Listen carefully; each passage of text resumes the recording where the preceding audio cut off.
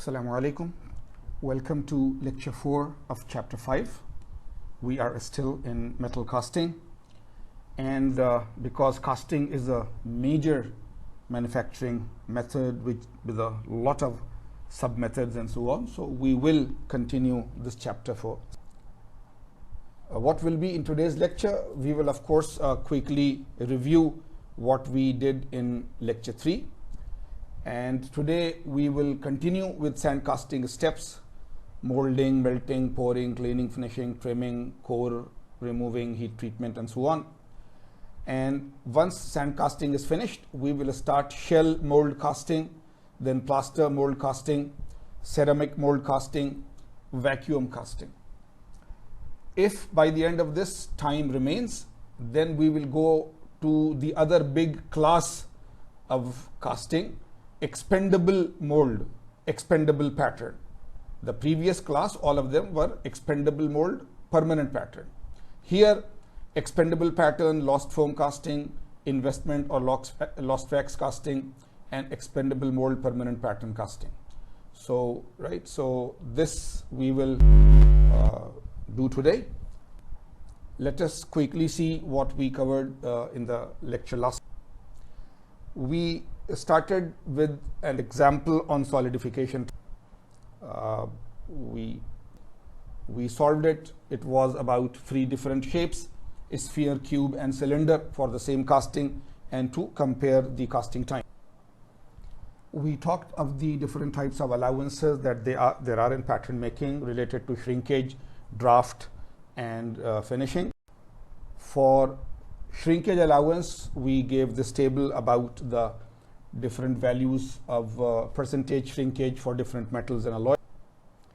Then we started the big second category of melting practice and furnaces, right? The previous was about the basics of the thermal and the fluid part in casting. In melting furnaces, we talked of all the different kinds which are there. And then we started with the first big one, cupolas, which are used mostly for we gave you the whole description in terms of a figure. Then direct fuel fired furnaces, crucible furnace, types of crucible furnaces, electric arc furnaces, induction furnaces, and a little more detail.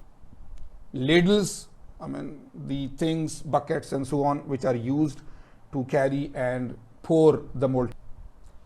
With that, we finished the furnaces discussion part. We told you that casting alloys is not included. We told you that ingot and continuous casting is not included. After that discussion of furnaces and so on, the first major category of casting itself, expendable mold, permanent pattern, in which sand casting is the largest method. Expendable mold. Mold can be broken. Permanent pattern will be used again. Steps in sand casting: foundry sand, binders that are used with foundry sand, components of the sand mold. We spent a lot of time explaining this to you. Types of sand, desirable mold properties, pattern making, types of patterns, core in the mold, how is it fit, and that was the end of the previous lecture, right? So now let us start with today's lecture.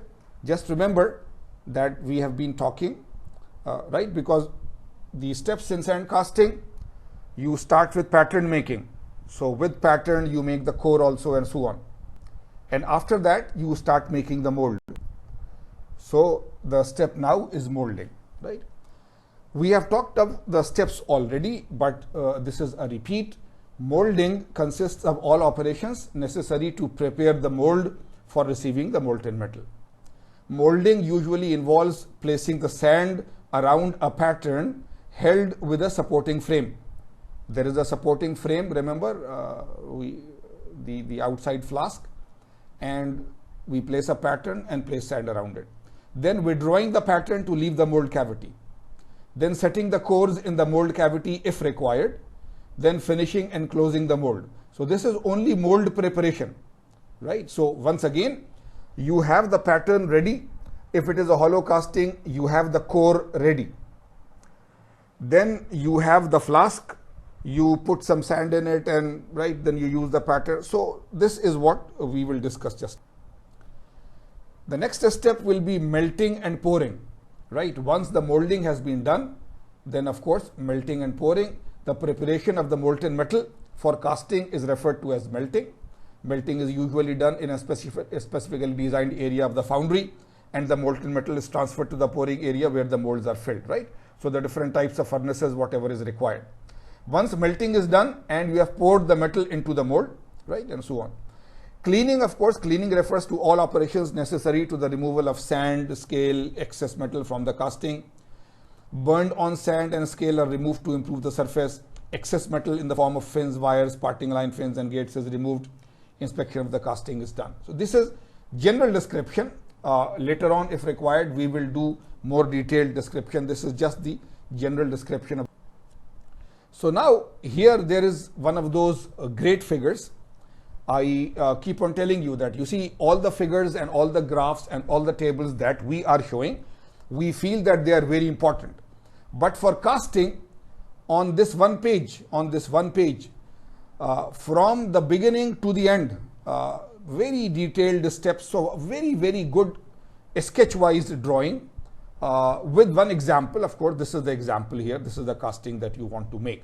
This is the mechanical drawing of the part that you want to make.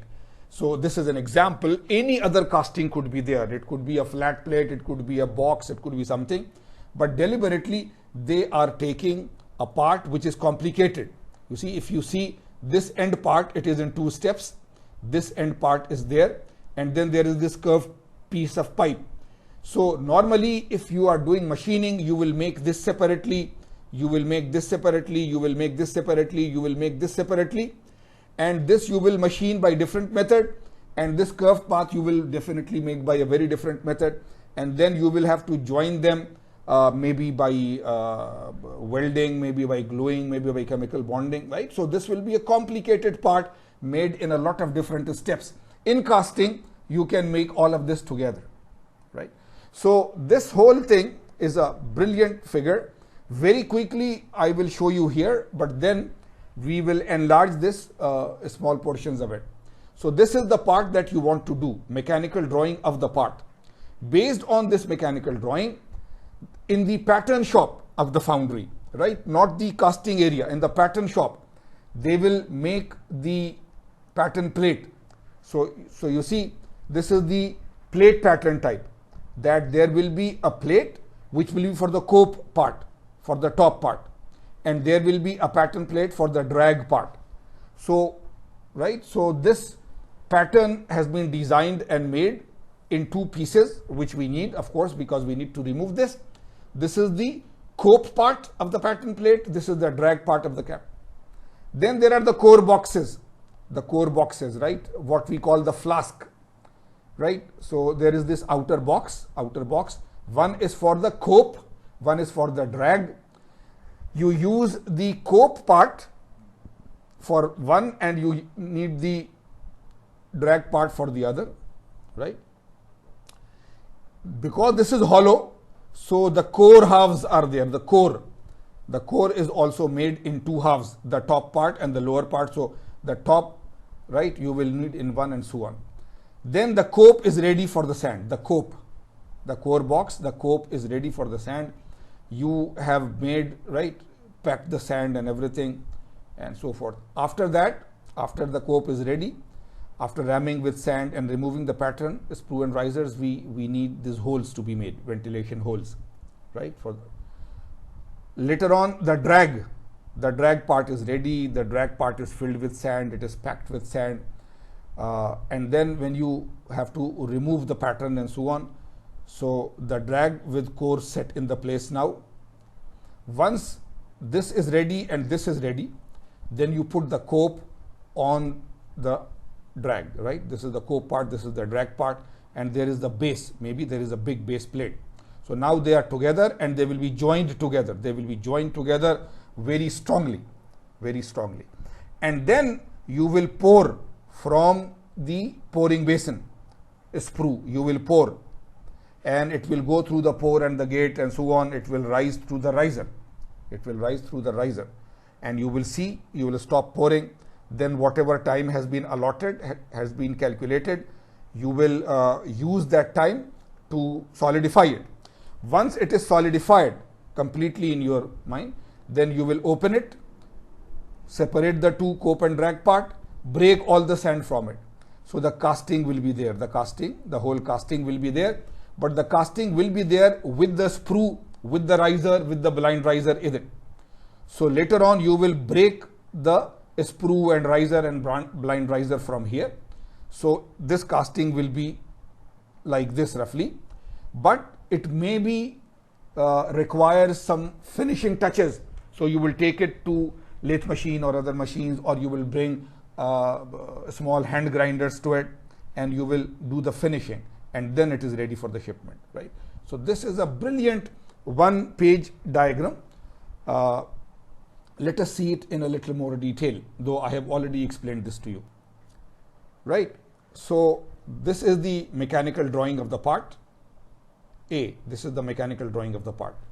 So the whole figure is a schematic illustration of the sequence of operations in sand casting, right? It is a schematic that it gives you the shape and so on, but not the exact material, not the exact dimensions. In A, there is a mechanical drawing of the part. This drawing is coming from the design office of the part which is to be made, not in the casting. This is, some designers have designed this part. So this is coming from the design office of your company. And then it has come to the foundry, and in the foundry this has been given to the pattern people, pattern making people. So this is the, then B and C are the patterns mounted on plates equipped with pins for alignment.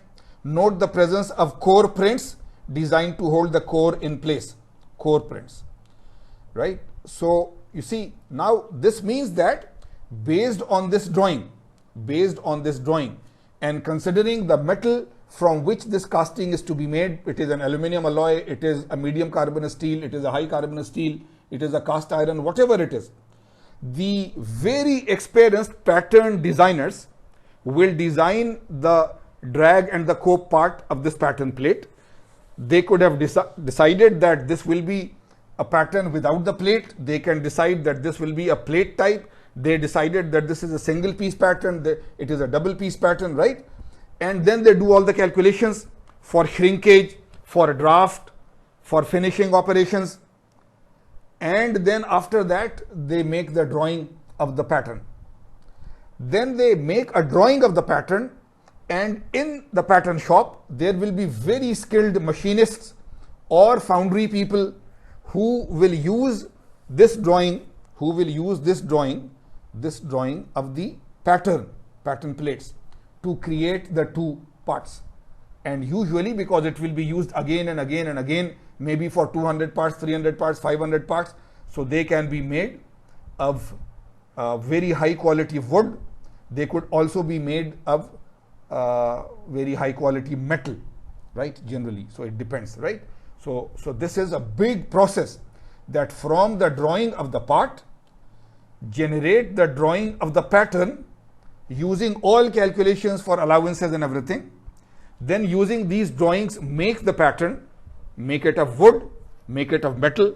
Once it is made, do all the finishing operations. The surfaces here should be highly polished and very smooth and so on, right? If it is wood, then after making the wood, again polish the wood, and this, because this pattern has to be having very finely smooth surfaces, right? So from the drawing of the part to making of the pattern is a big process, and very experienced designers are the pattern designers. Then the next steps will continue.